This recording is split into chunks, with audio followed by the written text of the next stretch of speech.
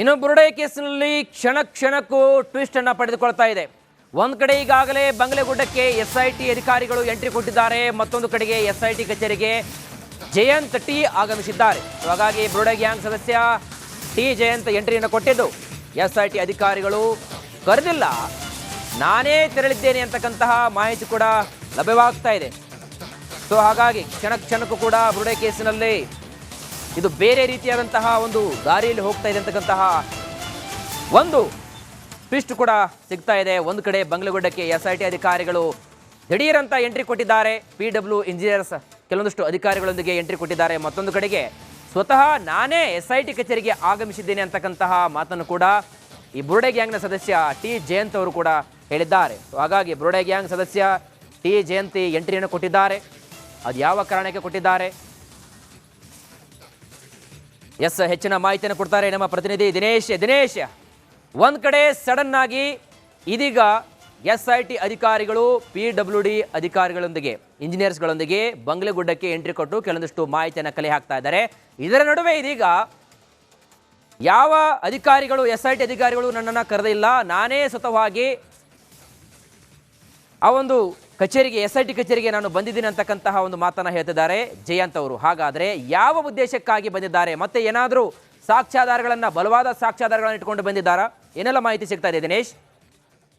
ಹೌದು ವೀರೇಶ್, ಎಸ್ಐಟಿ ತನಿಖೆಯಲ್ಲಿ ಬೇರೆ ಬೇರೆ ರೀತಿಯಾದಂತಹ ಬೆಳವಣಿಗೆ ನಡೀತಾ ಇದೆ. ಒಂದ್ ಕಡೆ ಎಸ್ಐಟಿ ಅಧಿಕಾರಿಗಳು ದಿಢೀರಾಗಿ ಬಂಗ್ಲಗುಡ್ಡ ಕಾಡಿಗೆ ತೆರಳಿ ಅಲ್ಲಿ ಒಂದಷ್ಟು ಪರಿಶೀಲನೆಯನ್ನು ಕೂಡ ಮಾಡಿರುವಂತದ್ದು. ಅದರ ಜೊತೆಗೆ ಈಗ ಏನು ಎಸ್ಐಟಿ ಕಚೇರಿಗೆ ಜಯಂತ್ ಅವರು ಈಗಾಗಲೇ ತೆರಳಿರುವಂತದ್ದು. ಆದ್ರೆ ಜಯಂತ್ ತೆರಳಿರುವಂತದ್ದು ಬಹಳಷ್ಟು ಕುತೂಹಲಕ್ಕೂ ಕೂಡ ಕಾರಣ ಆಗಿರುವಂತದ್ದು. ಯಾಕಂದ್ರೆ ಈ ಹಿಂದೆ ಜಯಂತ್ ಅವರ ಸುಮಾರು 10 ದಿನಗಳ ವಿಚಾರಣೆಯಾಗಿ ಅವರನ್ನ ಬಿಟ್ಟು ಕಳುಹಿಸಿದ್ರು. ಈಗ ಮತ್ತೆ ಯಾಕೆ ಜಯಂತ್ ಅವರು ಎಸ್ಐಟಿ ಕಚೇರಿಗೆ ತೆರಳಿದ್ದಾರೆ ಅನ್ನುವಂತ ಕುತೂಹಲ ಇರುವಂತದ್ದು. ಜಯಂತ್ ಅವರು ಹೇಳುವ ಪ್ರಕಾರವಾಗಿ ನನ್ನನ್ನು ಯಾವುದೇ ರೀತಿಯಾಗಿ ಎಸ್ಐಟಿ ಅಧಿಕಾರಿಗಳು ಕರೆದಿಲ್ಲ, ಅಂದ್ರೆ ನೋಟಿಸ್ ಮತ್ತು ಅಥವಾ ಫೋನ್ ಮೂಲಕವಾಗಿ ನನ್ನನ್ನು ವಿಚಾರಣೆಗೆ ಬರ್ಬೇಕಂತ ಹೇಳಿಲ್ಲ. ಆದ್ರೂ ನಾನು ಎಸ್ಐಟಿ ಕಚೇರಿಗೆ ತೆರಳುತ್ತಿದ್ದೇನೆ, ಯಾಕಂದ್ರೆ ನನ್ನಲ್ಲಿ ಒಂದಷ್ಟು ಮಾಹಿತಿ ಇದೆ. ಅಂದ್ರೆ ಧರ್ಮಸ್ಥಳ ಶವ ಹೂತಿಟ್ಟ ಪ್ರಕರಣಕ್ಕೆ ಸಂಬಂಧಿಸಿದಂತೆ ಒಂದಷ್ಟು ನನ್ನಲ್ಲೂ ಕೂಡ ಮಾಹಿತಿ ಇದೆ, ಅದನ್ನ ಹೇಳುವುದು ಬಾಕಿ ಆಗಿದೆ. ಹೀಗಾಗಿ ಅದನ್ನ ಇವತ್ತು ತಿಳಿಸುವುದಕ್ಕೋಸ್ಕರವಾಗಿ ಎಸ್ಐಟಿ ಕಚೇರಿಗೆ ತೆರಳುತ್ತಾ ಇದ್ದೇನೆ ಅನ್ನುವಂತ ಮಾಹಿತಿಯನ್ನು ಟಿ ಜಯಂತ್ ಅವರು ಹೋಗುವಂತಹ ಸಂದರ್ಭದಲ್ಲಿ ಹೇಳಿರುವಂತದ್ದು Veeresh. Okay, thank you Dinesh ತಮ್ಮೆಲ್ಲ ಮಾಹಿತಿಗಾಗಿ.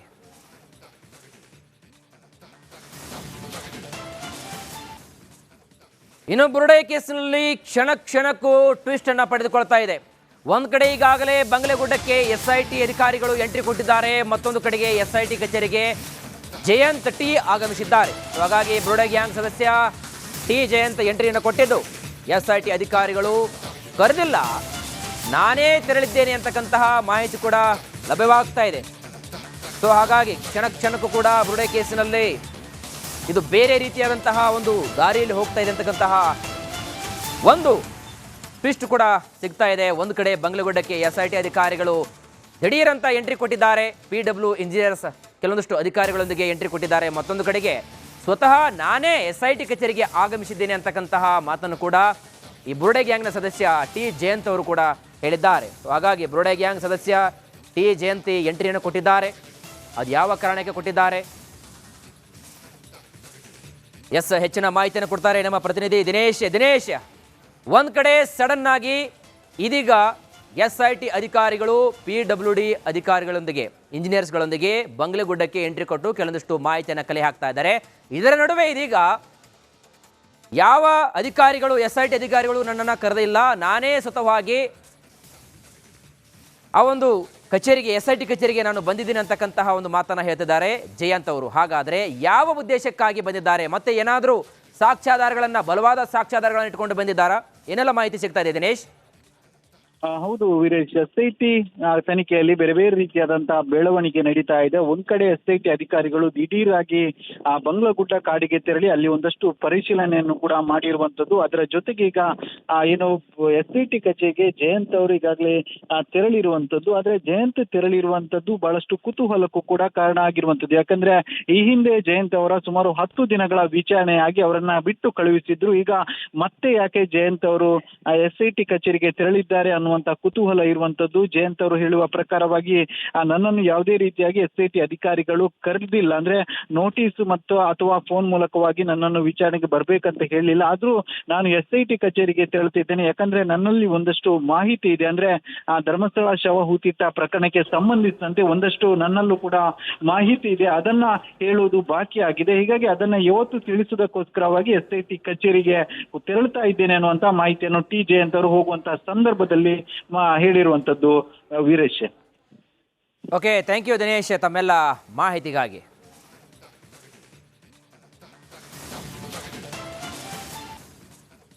ಇನ್ನು ಬುರುಡೆ ಕೇಸಿನಲ್ಲಿ ಕ್ಷಣ ಕ್ಷಣಕ್ಕೂ ಟ್ವಿಸ್ಟ್ ಅನ್ನ ಪಡೆದುಕೊಳ್ತಾ ಇದೆ. ಒಂದ್ ಕಡೆ ಈಗಾಗಲೇ ಬಂಗಲೆಗುಡ್ಡಕ್ಕೆ SIT ಅಧಿಕಾರಿಗಳು ಎಂಟ್ರಿ ಕೊಟ್ಟಿದ್ದಾರೆ, ಮತ್ತೊಂದು ಕಡೆಗೆ SIT ಕಚೇರಿಗೆ ಜಯಂತ್ ಟಿ ಆಗಮಿಸಿದ್ದಾರೆ. ಹಾಗಾಗಿ ಬುರುಡೆ ಗ್ಯಾಂಗ್ ಸದಸ್ಯ ಜಯಂತ್ ಎಂಟ್ರಿಯನ್ನು ಕೊಟ್ಟಿದ್ದು, SIT ಅಧಿಕಾರಿಗಳು ಕರೆದಿಲ್ಲ, ನಾನೇ ತೆರಳಿದ್ದೇನೆ ಅಂತಕ್ಕಂತಹ ಮಾಹಿತಿ ಕೂಡ ಲಭ್ಯವಾಗ್ತಾ ಇದೆ. ಸೊ ಹಾಗಾಗಿ ಕ್ಷಣ ಕ್ಷಣಕ್ಕೂ ಕೂಡ ಬುರುಡೆ ಕೇಸಿನಲ್ಲಿ ಇದು ಬೇರೆ ರೀತಿಯಾದಂತಹ ಒಂದು ದಾರಿಯಲ್ಲಿ ಹೋಗ್ತಾ ಇದೆ ಅಂತಕ್ಕಂತಹ ಒಂದು ಟ್ವಿಸ್ಟ್ ಕೂಡ ಸಿಗ್ತಾ ಇದೆ. ಒಂದು ಕಡೆ ಬಂಗಲೆಗುಡ್ಡಕ್ಕೆ SIT ಅಧಿಕಾರಿಗಳು ದಿಢೀರಂತ ಎಂಟ್ರಿ ಕೊಟ್ಟಿದ್ದಾರೆ, PW ಇಂಜಿನಿಯರ್ಸ್ ಕೆಲವೊಂದಿಷ್ಟು ಅಧಿಕಾರಿಗಳೊಂದಿಗೆ ಎಂಟ್ರಿ ಕೊಟ್ಟಿದ್ದಾರೆ. ಮತ್ತೊಂದು ಕಡೆಗೆ ಸ್ವತಃ ನಾನೇ SIT ಕಚೇರಿಗೆ ಆಗಮಿಸಿದ್ದೇನೆ ಅಂತಕ್ಕಂತಹ ಮಾತನ್ನು ಕೂಡ ಈ ಬುರುಡೆ ಗ್ಯಾಂಗ್ನ ಸದಸ್ಯ ಜಯಂತ್ ಅವರು ಕೂಡ ಹೇಳಿದ್ದಾರೆ. ಹಾಗಾಗಿ ಬುರುಡೆ ಗ್ಯಾಂಗ್ ಸದಸ್ಯ ಜಯಂತ್ ಎಂಟ್ರಿಯನ್ನು ಕೊಟ್ಟಿದ್ದಾರೆ. ಅದು ಯಾವ ಕಾರಣಕ್ಕೆ ಕೊಟ್ಟಿದ್ದಾರೆ, ಹೆಚ್ಚಿನ ಮಾಹಿತಿಯನ್ನು ಕೊಡ್ತಾರೆ ನಮ್ಮ ಪ್ರತಿನಿಧಿ ದಿನೇಶ್. ಒಂದ್ ಕಡೆ ಸಡನ್ ಆಗಿ ಇದೀಗ SIT ಅಧಿಕಾರಿಗಳು PWD ಅಧಿಕಾರಿಗಳೊಂದಿಗೆ ಇಂಜಿನಿಯರ್ಸ್ಗಳೊಂದಿಗೆ ಬಂಗಲೆಗುಡ್ಡಕ್ಕೆ ಎಂಟ್ರಿ ಕೊಟ್ಟು ಕೆಲವೊಂದಿಷ್ಟು ಮಾಹಿತಿಯನ್ನು ಕಲೆ ಹಾಕ್ತಾ ಇದ್ದಾರೆ. ಇದರ ನಡುವೆ ಇದೀಗ ಯಾವ ಅಧಿಕಾರಿಗಳು SIT ಅಧಿಕಾರಿಗಳು ನನ್ನನ್ನು ಕರೆದಿಲ್ಲ, ನಾನೇ ಸ್ವತಃವಾಗಿ